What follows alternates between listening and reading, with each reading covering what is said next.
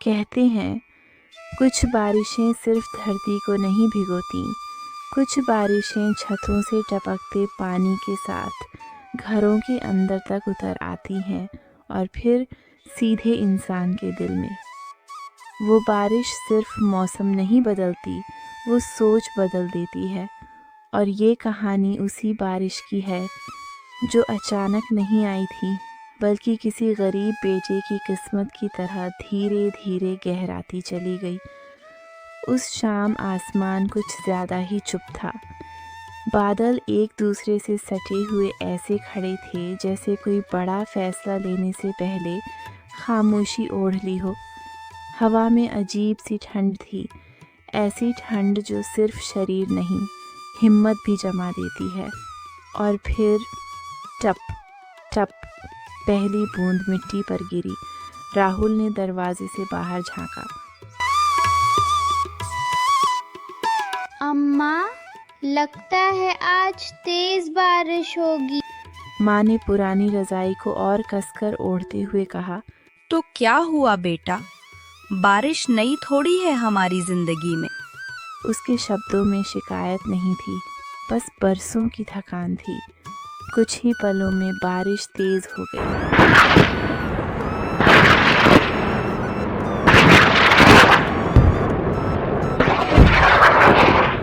छत पर पड़ती बूंदें अब आवाज नहीं, शोर करने लगी थीं। छप छप छप मिट्टी की दीवारें सीलन छोड़ने लगीं। छप्पर से पानी की पतली धार जमीन पर गिरने लगी। राहुल ने तुरंत एक टूटी बाल्टी रख दी। अम्मा, पानी फिर से टपकने लगा है। माँ ने हल्की सी मुस्कान के साथ कहा। क्या दे बेटा, घर भी तो रो लेता है कभी कभी। हवा का एक ठंडा झोंका अंदर आया। माँ की खांसी उसी के साथ गूंज उठी। राहुल का दिल जोर से धड़का। अम्मा, आपको फिर से सर्दी लग गई है। मैं अभी कुछ करता हूँ। अली नहीं बेटा, तू क्यों परेशान होता है, 2-4 खांसी से कौन मरता है। लेकिन राहुल जानता था ये खांसी सिर्फ खांसी नहीं थी। बारिश अब मूसलाधार हो चुकी थी। लालटेन की लौ हवा में डगमगाने लगी। राहुल ने लालटेन के पास बैठकर अपनी जेब टटोली। खड़खड़ सिर्फ कुछ सिक्के। उसने गिनती की। 20 रुपए, बस 20। उसने नज़र उठाकर माँ को देखा। माँ की आंखें बंद थीं, लेकिन चेहरे पर थकान साफ थी। अम्मा, अगर दवा मिल जाती तो आप जल्दी ठीक हो जाती। माँ ने धीरे से आंखें खोली। बेटा, पैसे नहीं है तो क्या हुआ, तू है ना मेरे पास, बस वही बहुत है। वो वाक्य राहुल के दिल में चुभ गया। बाहर बिजली चमकी, कड़क। एक पल के लिए पूरा घर रोशनी से भर गया। उसी रोशनी में राहुल ने फैसला कर लिया। उसने भीगे दरवाजे की ओर देखा, फिर माँ की तरफ।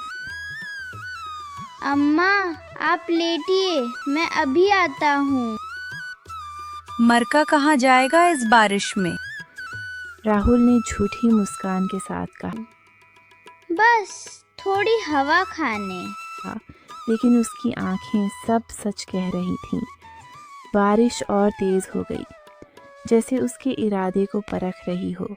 और वहीं से शुरू हुई एक ऐसी रात जिसने एक गरीब बेटे को अमीर बना दिया, दिल से। राहुल ने दरवाज़ा खोला। छर्र ठंडी हवा सीधे चेहरे से टकराई। बारिश की बूंदें मानो इंतज़ार कर रही थीं। जैसे ही वो बाहर निकला, झपाक, पैर कीचड़ में धंस गया। बारिश अब सिर्फ गिर नहीं रही थी, वो मार रही थी। राहुल ने अपना फटा हुआ गमछा सिर पर रखा और तेज कदम बढ़ा दिए। गांव की गलियां सुनसान थीं, कहीं कोई नहीं, बस छप छप छप उसके पैरों की आवाज़ और आसमान का रोना। हर कदम के साथ उसके मन में एक ही आवाज़ गूंज रही थी। अगर देर हो गई तो। थी, उसने तेज चलना शुरू किया, फिर लगभग दौड़ने लगा। रास्ते में एक जगह पानी इतना भर गया था कि सड़क दिख ही नहीं रही थी।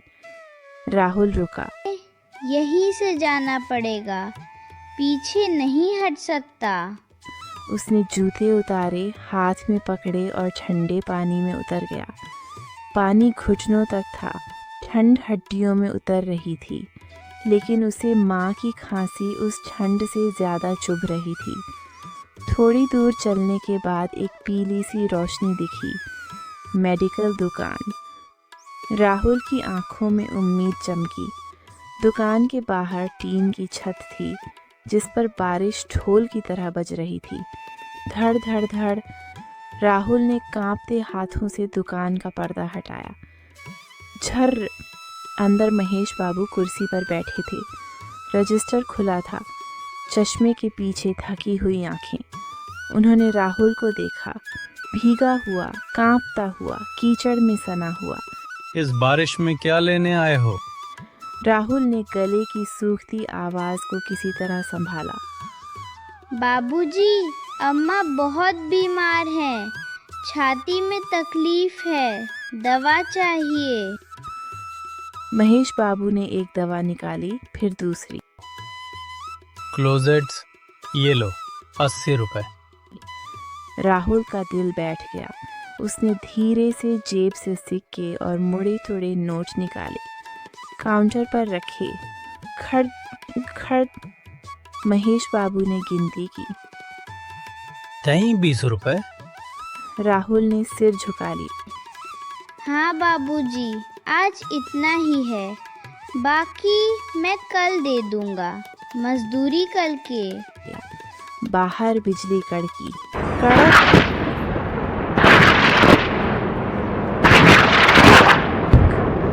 महेश बाबू ने राहुल को गौर से देखा।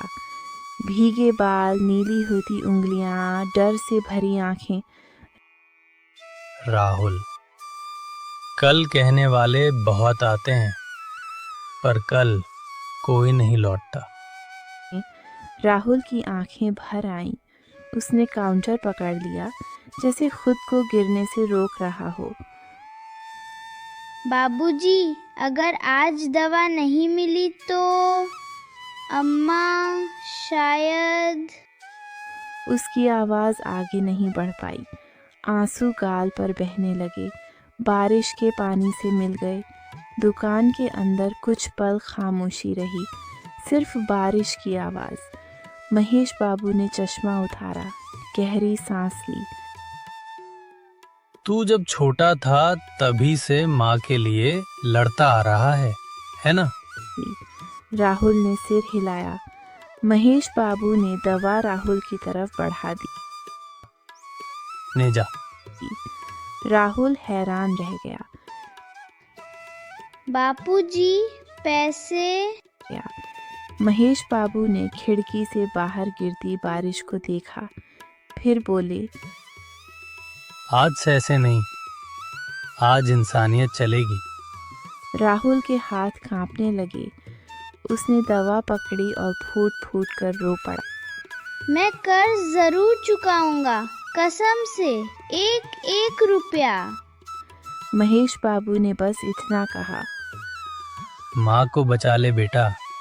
राहुल दवा सीने से लगाकर बारिश में फिर दौड़ पड़ा। अब बारिश भी उसे रोक नहीं पा रही थी, क्योंकि आज उसके हाथ में दवा नहीं थी, माँ की सांसें थीं। राहुल बारिश में भीगता हुआ घर पहुंचा। दरवाज़ा खोलते ही घर की खामोशी उससे टकराई। लालटेन की कमज़ोर रोशनी में माँ चुपचाप रज़ाई में सिमटी हुई थी। बारिश की आवाज़ अब भी छत पर एक सा रो रही थी। आ गया बेटा। राहुल ने गीले हाथों से दवा कसकर पकड़ी। हाँ अम्मा, दवा ले आया हूँ। माँ ने आंखें खोलीं। उसकी नज़र राहुल के भीगे कपड़ों पर गई। अरे, इतनी बारिश में क्यों गया? तू भी बीमार पड़ जाएगा।